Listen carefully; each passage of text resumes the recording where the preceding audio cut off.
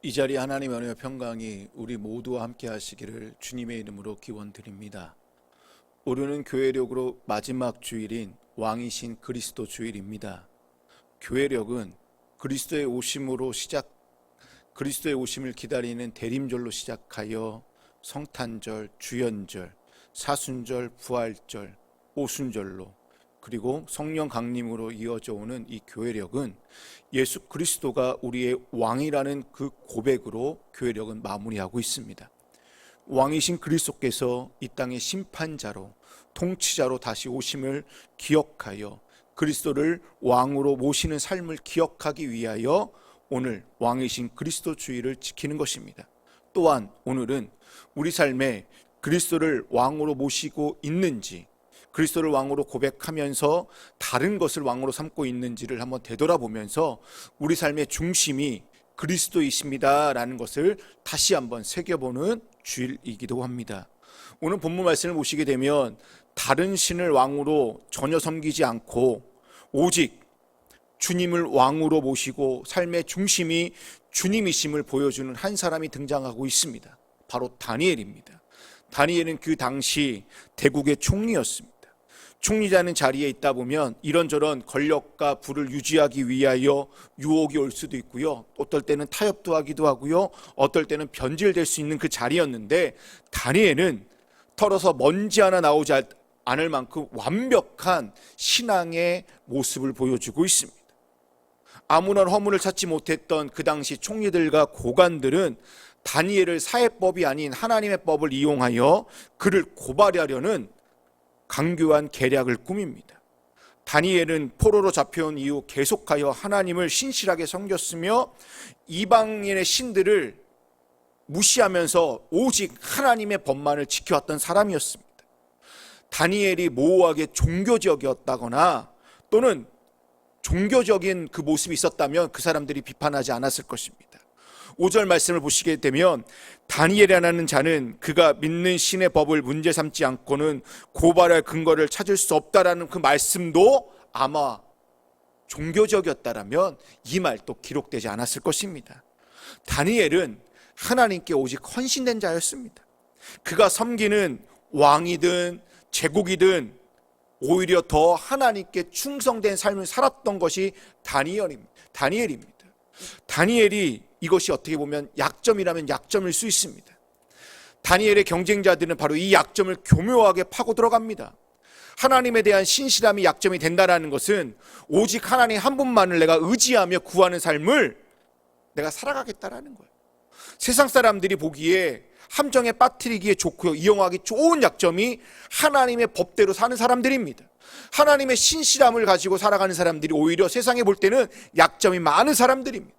그러니 세상에서 호구 잡히기 쉽고요, 손해보기 쉬운 사람들이 이렇게 하나님을 신실하게 섬기는 자들입니다. 여러분, 하나님에 대한 충성 또는 사랑, 헌신, 신실함 이런 것이 약점이라면 여러분 약점을 감추려고 하거나 약점을 보완하기 위하여 뭔가 하지 마십시오. 그냥 만천하에 약점을 노출하십시오. 이것이 그리스도인의 모습이고 그리스도를 따르는 자의 가치이자 명분이라고 생각되어집니다. 그들은 다리오 왕 외에는 아무에게도 기도나 간구를 못하게 하는 법을 제정합니다. 그 법이 하나님을 섬기는데 방해가 된다는 고 생각하자 다니엘은 그 법을 어기고 어떻게 합니까? 하나님을 섬기는 법을 택하게 됩니다. 다른 지도자들이 잡아 넘어뜨리려고 별별 짓을 다 하는 것을 다니엘이 뻔히 다 아는데 걸리기만 해봐라 하고 그렇게 보고 있는 그 상황인데 다니엘은 그 상황을 아랑곳하지 않고 기도하면 뻔히 잡혀가서 사자굴에 던져져 죽게 될 것을 알면서도 성경 오늘 본문의 말씀을 보시게 되면 기도하고 감사하였다라고 되어져 있습니다. 여러분, 이게 가능한 일일까요? 만약 여러분이라면 어떠한 결정을 하실 것 같으세요? 지금 다니엘 앞에 세상의 법과 하나님의 법이 완전히 충돌되고 있습니다. 어찌 보면 다니엘한테 진정한 왕이 누군지 선택하라는 시험 같습니다. 누가 진짜 왕이냐? 다리오냐? 하나님이냐? 누가 너 삶의 진정한 왕이 누군지 선택해보라는 그러한 시험인 것처럼 느껴집니다. 다니엘은 하나님을 왕으로 삼고 기도합니다. 이는 자신의 목숨을 걸고 하는 행동이고 그리고 선택입니다. 세상 사람들이 보기에는 참으로 어리석은 결정이고 행동일 수도 있습니다. 왕의 명령이 30일밖에 안 돼요. 한 달 정도만 내가 겉으로 드러내지 않게 기도를 한다든지 남모르게 기도를 한다든지 아니면 조용히 기도하면 목숨은 부지할 수 있고 총리라는 자리도 유지할 수 있습니다. 그런데 누구나 다 볼 수 있게 창문을 활짝 열어놓고요, 무릎을 꿇고 다니엘은 기도하고 하나님께 감사를 드립니다. 오늘날 같으면 신앙인들이 먼저 이렇게 얘기할 것입니다. 뭘 그리 유별나게 신앙생활을 해요? 혼자만 하나님 믿는 거 아니잖아. 혼자만 하나님 만나? 참으로 별나게 믿네 라고 할 것 같아요. 저는 이 다니엘의 모습이 우리 코로나 2년째 상황에 놓여져 있는 오늘 우리들의 모습인 것처럼 느껴집니다. 어떠한 선택을 하고 어떠한 길을 갈 것인가의 선택의 기로 앞에 세상도 하나님도 제대로 선택하지 못한 채 둘 다 선택하고 있는 양상인 것처럼 느껴집니다. 여러분, 다니엘은 좀 유별난 신앙인인 것처럼 느껴집니다. 아니, 유별난 신앙인입니다. 어찌 보면 세상과 타협할 줄 모르는 신앙에 있어서는 원칙주의자라고 말할 수 있습니다. 하나님 외에는 두려울 것이 없는 담대함을 소유한 신앙인입니다. 우리가 아는 것처럼 다니엘서 1장을 보시게 되면 다니엘과 세 친구들은 바벨론의 포로로 잡혀오고 난 뒤에 왕국에 지냈는데 거기에서 뜻을 정하여서 왕이 주는 음식이나 포도주를 마시지 않겠다라고 합니다. 왜 그랬을까요? 그걸 먹으면 자신들이 더럽혀지기 때문에. 이는 하나님의 백성으로서 하나님께 죄를 짓지 않겠다라는 결단이자 결심이며 행동으로 나오는 것입니다. 또 다니엘서 3장을 보시게 되면 다니엘의 세 친구라고 할 수 있는 사드락, 메삭, 아벤느고가 나옵니다. 풀무불에 던져줄 줄 알면서도 그들은 금시상에 전하지 않습니다. 그래서 풀무불에 던져지게 됩니다. 오늘 본문에도 보시게 되면 다니엘이 기도하며 사자굴에 던져질 것을 알면서도 하나님 앞에 기도하였습니다. 여러분, 다니엘이든 다니엘의 세 친구들은 이들이 지금 고백하는 건 무엇입니까? 주님이 나에게 있어서 왕이라는 것이에요. 그렇기 때문에 내가 금신상 앞에서 절을 한다거나 내가 주님께 기도하지 못하게 막는 것을 놓고 내가 타협을 한다든지 아니면 요령껏 하는 것이 아니라 정말 하나님에 대한 순수한 마음으로 신실한 마음으로 하나님 앞에 나갔다라는 것을 알 수 있습니다. 그리고 다니엘이든 새 친구든 하나님이 구해주지 않다 하더라도 그들의 마음에는 이렇게 고백합니다. 그리 아니하실지라도. 그리 아니하실지라도는 그 믿음을 가지고 그 신앙의 자세로 가지고 나갔다라는 것입니다. 여러분, 이게 신앙이에요. 저와 여러분에게 오늘날 이 시대를 살아가고 있는 자들에게 필요한 신앙의 자세가 그리 아니하실지로다라는 신앙의 태도입니다. 여러분, 다니엘이 세상이든 하나님이든 세상의 삶이든 신앙의 삶이든 흠없이 살아갈 수 있었던 이유가 무엇이었을까요? 그 이유를 우리가 만약 안다면 우리도 다니엘처럼 좀 멋지게 살 수 있지 않을까요? 그리고 사자굴에 들어갈 것을 뻔히 알면서도 기도를 한 이유는 무엇이었을까요? 저는 바로 용기라고 생각되어집니다. 이 세상의 수많은 왕들 앞에서 당당하게 주님을 왕으로 모시는 용기입니다. 세상은 왕의 자리에 대신 왕노릇 하는 것들이 정말 많이 있습니다. 그 중에 대표적인 것들이 물질, 만몬입니다. 또는 권력, 욕망, 탐욕, 정욕이라 할 수 있고요. 간혹 자녀일 수도 있고요. 성공과 출세일 수도 있고요. 부동산과 주식이 그 자리를 대신할 수 있습니다. 그리스도인들은 이렇게 수많은 왕노릇하는 것들 앞에서 당당하게 나에게 있어서 왕은 오직 주님입니다. 오직 주님밖에 없습니다라고 선포하는 자들이 오늘 이 시대의 그리스도인인 줄로 믿습니다. 그럼 그렇게 말할 수 있는 용기는 어디서 나왔을까요? 여러분, 그 용기는 아주 단순합니다. 하나님을 사랑하는 마음에서 비롯되어진 겁니다. 하나님을 사랑하는 마음에서 1차적으로 담대한 용기가 나왔다는 것입니다. 여러분, 다니엘이 기도하면 사자굴에 던져질 것을 알면서도 기도한 것은요, 하나님을 진정으로 사랑하기 때문에, 내가 하나님을 위해서라면 뭐든지 할 수 있다라는 그 사랑에서 비롯된 행동들입니다. 하나님을 사랑하기 때문에 내 목숨을 아깝게 여기지 않은 거예요. 아깝지 않게 다 드릴 수 있다라는 거예요. 그래서 많은 사람들이요, 2000년 동안 이 기독교 역사에 보게 되면 많은 사람들이요, 목숨까지 버리면서 숨겼던 이유가 무엇입니까? 하나님을 너무나 사랑했기 때문이라는 겁니다. 여러분, 이보다 더 큰 용기의 근원 어딘지 압니까? 저는 하나님의 약속이라고 생각합니다. 하나님께서 우리에게 주신 영원히 변치 않는 그 약속에서 그 용기가 나왔다고 생각되어집니다. 이 부분은 잠시 후에 자세히 언급하겠습니다. 여러분, 다니엘은 주전 6세기 바벨론 포로기에 바벨론 포로로 잡혀가서 활동했던 사람입니다. 그렇지만 우리가 읽고 있는 이 다니엘서가 기록된 시기는 아마 주전 2세기경으로 추정됩니다. 그때 알렉산더 대왕이 죽고 후계자들이 지중해 세계를 나누어서 통치하고 있었던 때였습니다. 시리아 지역을 다스렸던 셀루쿠스 왕조 안티오쿠스 4세는 자신을 에피파네스라고 칭하면서, 즉 땅에 나타나는 신이라고 일컬었습니다. 그는 애굽 원정을 마치고 돌아오는 길에 예루살렘을 침공합니다. 그리고 예루살렘을 정복하고 나서요, 도성을 다 불태우고 성전을 약탈합니다. 그리고 안티오쿠스 4세는 온 유대인들에게 이렇게 선포합니다. 율법을 소지하거나 낭독하는 것을 금지한다. 만약 율법을 소지하거나 낭독하는 자는 다 죽이겠다라고 얘기합니다. 그리고 안식일을 지키지 못하게 만들었고요, 다른 절기도 지키지 못하게 만들었고, 또 유대인의 정체성인 할례도 행하지 못하도록 만들었습니다. 유대인들이 가장 신성 여기는 예루살렘 성전의 이 제단에 이방신 제우스를 위한 신상을 만들어 놓고요, 그 제단 위에 부정한 짐승인 돼지를 잡아 바쳤습니다. 그리고 유대인들에게 강제로 돼지를 먹게 하였습니다. 그 시대는 신앙의 가장 암흑기였던 시대였습니다. 바로 그 무렵에 등장한 것이 오늘 우리가 보고 있는 다니엘서입니다. 여러분, 주전 2세기에 내가 신앙을 지키고 말씀대로 산다는 것은 순교를 의미합니다.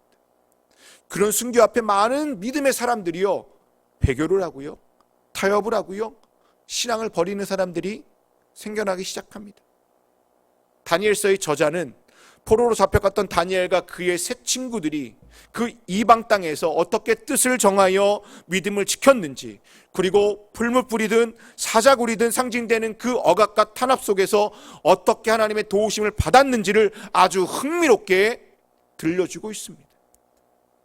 주전 2세기 사람들에게 다니엘처럼 굳건한 의지로 자기 신앙을 지킨다면 어떠한 절망의 상황에서도 하나님께서 함께 해주실 거라는 것을 강조하고 있습니다. 어찌 보면 오늘 우리에게도 동일하게 강조하고 있습니다. 우리가 아무리 신앙이 힘들고 어렵다 하더라도 신앙을, 믿음을 이 세상에서 굳건하게 지키며 살아가라고 우리에게 격려하고 있고 용기를 주고 있는 말씀이 오늘 다니엘서 본문입니다. 그런데 우리가 지금 너무나 힘들게 신앙생활을 겨우 하고 있다라는 것입니다. 우리가 무엇 때문에 이렇게 힘든 신앙생활을 하는 것인지, 왜 이렇게 신앙생활이 힘들고 어렵고 낙심이 되는 것인지 정말 잘 모르겠습니다. 며칠 전 아내랑 이야기를 나눈 가운데 우리가 신학을 하고 목회의 길을 가는 것은 그것에 가치가 있기 때문에 그 가치의 모든 것에 올인했기 때문이라고 얘기했습니다. 그 가치 때문에 우리의 삶은 세상에서 누저가 되고 돈도 없이 살아가고 있지만, 이거보다 더 큰 문제는 그 가치마저 희미해지는 것 같다고 말을 나눈 적이 있습니다. 여러분, 우리에게도 얼마든지요, 다니엘처럼 큰 시련이 닥치고요, 어려움과 환난과 고통이 올 수도 있습니다. 지금 그 시기를 보내시는 분들도 있을 것입니다. 그렇다고 해서 힘들다고 하고 너무 어렵고 환난과 고통이 찾아온다고 해서 내가 자포자기한 심정으로 다 내려놓고 될 대로 되라는 식으로 하면은 낙담만 찾아옵니다. 다니엘이 처한 상황은 신앙적으로 충분히 낙담할 수밖에 없는 상황입니다. 근데 다니엘은 낙담하지 않고요, 평소 하던 대로 하루 3번씩 주님께 기도를 드렸습니다. 주 360년경 로마의 스키타이에서 태어난 종 카시안의 8가지 악에 관하여라는 이 부분을 보시게 되면 8가지 악은 탐심, 부정, 탐욕, 노염, 낙심, 게으름, 자만심, 교만이라고 합니다. 그 중에서 5번째가 낙담인데, 이 낙담의 마귀를 대적해야 되는 이유를 이렇게 기록해 놓고 있습니다. 화면을 보실까요?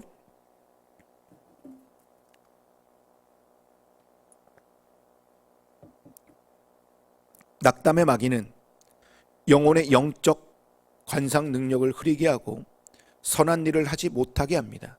이 마귀는 우리의 영혼을 사로잡아 완전히 어둡게 만들고 기쁜 마음으로 기도하지 못하게 하고 꾸준히 성경을 읽어 유익을 얻지 못하게 하고 형제들을 온유하고 국률하게 대하지 못하게 합니다.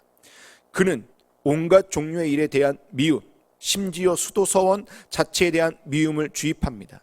그는 영혼의 유익한 수단을 손상시키고 인내와 끈기를 약하게 만들며 영혼을 무감각하고 마비되게 하고 낙심되는 생각들의 속박을 받게 만듭니다라고 기록하고 있습니다. 여러분, 만약 우리가 낙담하여 아무것도 못하고 그냥 제자리에 앉아 있으면 마귀만 좋아합니다.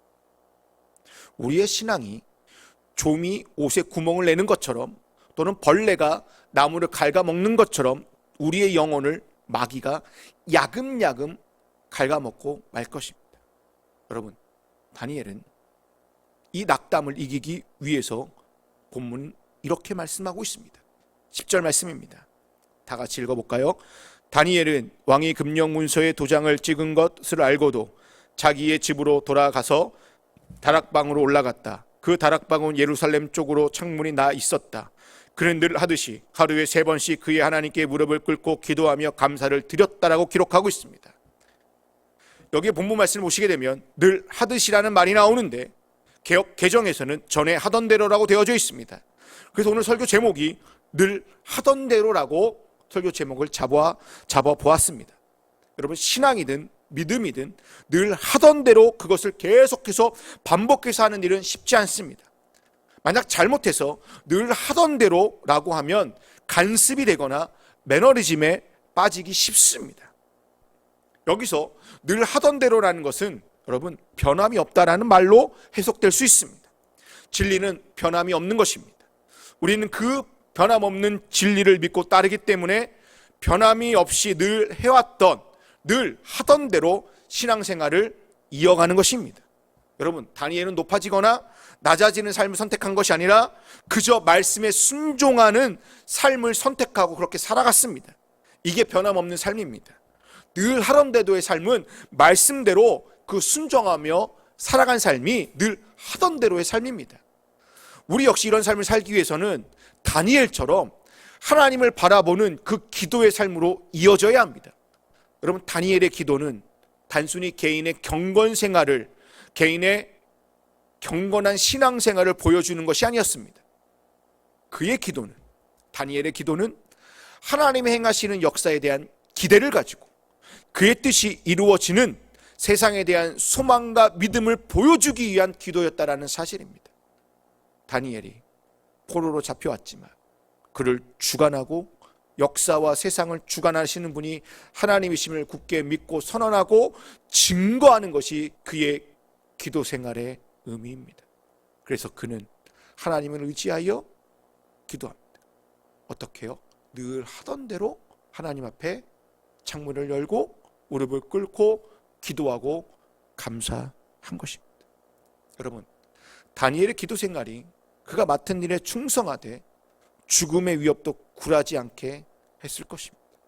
여러분, 기도가 신앙생활의 핵심은 아니지만 여러분, 기도할 때 끝까지 믿음을, 신앙을 지킬 수 있음을 믿으시기 바랍니다. 두 번째로, 늘 하던 대로라는 말 속에는 늘 하나님께 순종하는 삶을 누가 봐도 변함없이 산 사람으로 느껴져야 됩니다. 성경에 나오는 많은 믿음의 선배들이 변함없는 진리를 따라 무슨 일이 있어도 하나님의 말씀대로 순종하면서 살아온 자들입니다. 여기서 믿음의 선배들이 말씀대로 순종했다라는 말을 말씀대로 살았다라고 해석할 수도 있지만, 말씀을 의지하여 하나님을 철저히 의지했다라는 말로 해석할 수도 있습니다. 다니엘이 주님을 천지의 주인이심을 믿고 어떤 위협과 환난에서도 지켜주실 것을 믿고 의지했다라는 말입니다. 다니엘이 하나님의 능력을 믿으니 용감해져서 늘 하던 대로 어떻게 했다라는 거예요? 신앙의 삶을 살아갔다라는 말입니다. 여러분, 용인에 가보면 동물원이 있죠. 거기 우리가 종종 사파리에 들어가기 위하여 버스를 타고 들어갑니다. 왜 그럴까요? 거기에는 맹수인 사자와 호랑이가 있기 때문이죠. 그냥 들어가라고 하면 아무도 들어가지 못할 것입니다. 근데 사파리 버스를 타고 들어가면 전혀 떨리거나 무섭지 않습니다. 왜 그랬을까요? 버스가 안전하게 우리를 보호해 줄 거다, 지켜줄 거라는 확신과 믿음이 있기 때문입니다. 여러분, 다니엘은 믿음에서 나오는 용기로 이미 사자굴에 들어갈 것을 각오하고 하나님께 기도와 감사를 드린 것입니다. 오늘 우리는 세상과 같은 사자굴을 하나님을 믿고 용기 있게 들어가기보다는 안전하게 사파리 버스를 타고 사자굴에 들어가려고 합니다. 오늘 이 시대를 살아가는 우리에게 필요한 것은 사파리 버스가 아니라 다니엘 같은 용기입니다.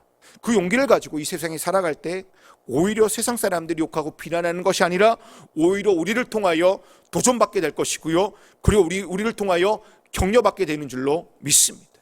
세 번째로, 다니엘이 늘 하던 대로 할 수 있었던 것은 하나님의 약속이 확실하였기 때문입니다. 그 약속이 무엇이었을까요? 우리가 낙심할 수 없는 것은 내가 어디에 있든지 하나님께서 함께 하시겠다라는 그 약속을 우리가 믿고 있기 때문이에요. 무엇보다 그 약속이 내 안에 있기 때문에 우리는 결코 낙심할 수 없습니다. 우리의 삶이 아무리 힘겹고 어렵다 하더라도 우리는 기어코 약속의 땅인 요단강으로 건너가야 합니다. 그리고 옛사람에게서 벗어나 새사람, 새로운 삶으로 전향하며 나가야 하는 것입니다. 그렇다면 다니엘이 역시 어디로 가든지 함께 하시겠다는 하나님의 약속이 있었기 때문에 기도하면 사자굴에 들어갈 것을 알면서도 늘 하던 대로 기도한 것입니다. 여러분, 그리고 그 약속은 다니엘뿐만 아니라 이 다니엘서를 1차적으로 읽고 있는 주전 2세기 유대인들에게도, 그리고 오늘 우리에게도 그 약속은 부활의 약속으로 온다라는 것입니다. 그 부활의 약속이 바로 부활신앙으로 이어집니다. 사자굴에 던져진 다니엘의 모습에서 저는 예수님의 십자가의 처형을 간접적으로 엿볼 수 있습니다. 여러분, 다니엘은 총리와 고관들에 의하여, 예수님은 대제사장들과 백성의 장로들에 의하여 고소당했습니다. 다리오 왕은 예수님 당시에 빌라도를 연상케 합니다. 14절 말씀을 보시게 되면 다리오 왕이 다니엘을 구하려고 마음을 쓰지만 간신들의 깸에 의하여 결국 다니엘을 사자굴에 어떻게 됩니까? 넣게 됩니다. 빌라도도 예수님께 아무런 어떠한 제목도 발견하지 못했지만 당시 지도자들이 신성 모독죄로 고소한 것으로 인하여 빌라도가 예수님을 십자가의 처형의 길로 보내버렸습니다. 하지만 무엇보다도 다니엘과 예수님의 사건에서 결정적인 차이점이 있습니다. 다니엘은 사자굴에서 죽지 않고 살아남았습니다. 22절 증언처럼 하나님께서 천사들을 보내사 사자들의 일을 봉하 버렸기 때문이라고 기록하고 있습니다. 반면에 예수님은 십자가에서 비극적인 죽음을 맞이하게 되었습니다. 하지만 다니엘과 예수님이 보여준 모습에서 공통적으로 중요한 하나님의 의지가 반영되어져 있습니다. 그 하나님의 의지가 바로 부활의 약속이고 부활의 신앙인 줄로 믿습니다. 한 가지 더 말씀드리면 17절 말씀을 보시게 되면 이에 돌을 굴려다가 굴 어기를 막음해라고 되어져 있습니다. 다니엘을 원천적으로 나올 수 없도록 돌로 막아버렸습니다. 예수님 역시 돌무덤에 모셔놓고 그 무덤의 입구를 큰 돌로 단단히 막아버렸습니다. 그 결과는 어떻게 되었습니까? 19절 이하를 보시게 되면 다니엘은 예상을 완전히 벗어나 턱을 하나 상하지 않은 채 멀쩡하게 살아 있었습니다. 비록 다니엘은 죽었다가 살아난 경우는 아니지만 죽을 수밖에 없었던 상황에서 하나님의 은혜로 말미암아 생명을 보존하게 되었습니다. 여러분, 이것이야말로 부활 신앙을 예표하고 있는 것입니다. 다니엘서는 이미 죽은 성도의 부활에 관하여 말씀하고 있습니다. 다니엘서 12장 2절과 3절 말씀입니다. 땅속 티끌 가운데서 잠자는 사람 가운데도 마른 사람이 깨어날 것이다. 그들 가운데서 어떤 사람은 영원한 생명을 얻을 것이며 또 어떤 사람은 수치와 함께 영원히 모욕을 받을 것이다. 지혜 있는 사람은 하늘의 밝은 빛처럼 빛날 것이며 많은 사람을 옳은 길로 인도한 사람은 별처럼 영원히 빛날 것이다 라고 우리에게 증언하고 있습니다. 여러분, 구약시대는 이처럼 다니엘의 경우처럼 부활의 신앙의 모습이 간접적으로 증거되고 있지만 신약시대에서는 예수님을 통하여 직접 부활의 사건이 일어나게 된 것을 우리에게 직접 보여주고 있다는 것입니다. 이제 말씀을 마무리 짓고자 합니다. 여러분, 기독교의 이 수천 년의 역사는 순교의 역사의 뿌리 속에서 지금까지 이어져 내려왔습니다. 그 순교의 역사의 뿌리는 부활의 약속, 부활 신앙입니다. 수많은 순교자들이 예수님에 대한 신앙을 부인하지 않고 순교의 길을 걸어갈 수 있었던 것은 하나님께서 우리에게 주시는 그 약속인 부활의 약속, 바로 부활의 신앙 때문이었습니다. 바로 그 부활 신앙이야말로 성도를 성도로 세우는 힘이요 능력인 줄로 믿습니다. 그런 부활 신앙을 가지고 사는 성도들에게 결국 부활의 영광에 참여할 것이라고 약속하십니다. 다니엘서는 그 부활의 영광에 참여한 그 약속으로 다니엘서를 마무리 짓고 있습니다. 그 약속의 말씀이 오늘 우리 삶의 약속이 되기를 소망합니다. 다니엘서 12장 13절 말씀을 읽고 마치겠습니다. 너 다니엘아, 너는 끝까지 신실을 하여라. 너는 죽겠지만 끝날에는 내가 일어나서 내게 돌아올 보상을 받을 것이다. 여러분, 늘 하던 대로 우리의 신앙과 믿음의 도를 지켜나가시기를 주님의 이름으로 기원 드립니다. 그리고 마지막 날을 향하여 하늘의 평안과 쉼을 누리는 보상과 복을 받기를 주님의 이름으로 기원 드립니다.